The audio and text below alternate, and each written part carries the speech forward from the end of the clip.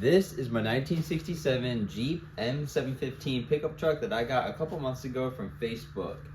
It runs and drives, and one of the first things that I wanted to do right off the rip was replace the water pump.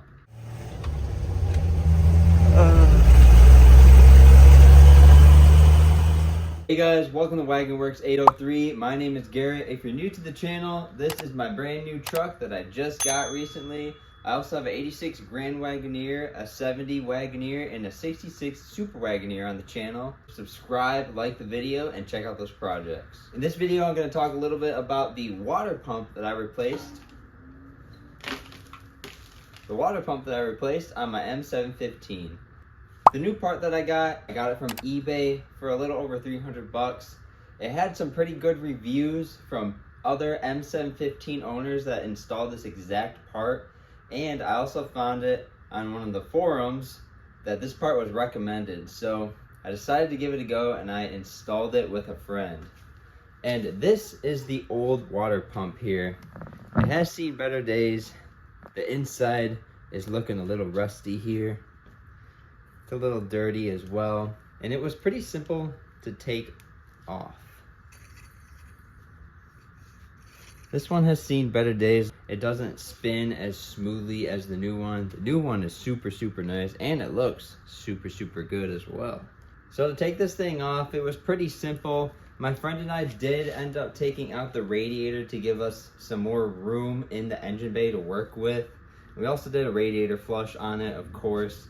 And I'm glad I did that because the antifreeze in it was old, nasty, and brown looking. And there wasn't a ton of antifreeze in there as well.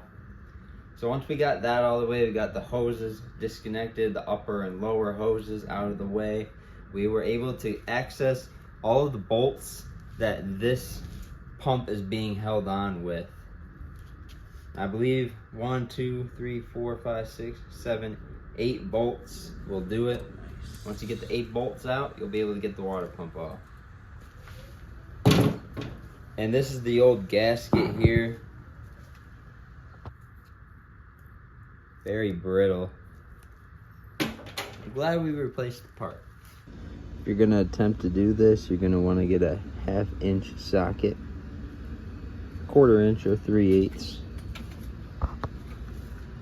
And then you're gonna wanna find all the bolts all the way around the water pump.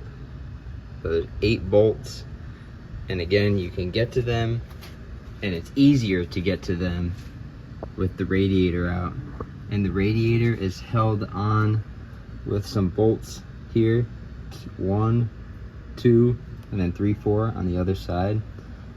It's also holding this fan shroud on as well. Once you get these bolts, you can disconnect the upper and lower radiator hose.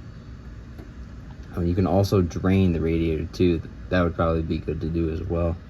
And make sure you got a bucket underneath the truck because it's gonna get real nasty when you take off that hose, of course. I hope you enjoyed this video. If you found it helpful at all, if you found value in it, please give it a thumbs up. Follow the M715 project and my other Jeep projects on the channel. Got so much work to do, so make sure you stick around, stay tuned, give the video a thumbs up and subscribe, and we'll see you next week for another Wagoneer Wednesday video.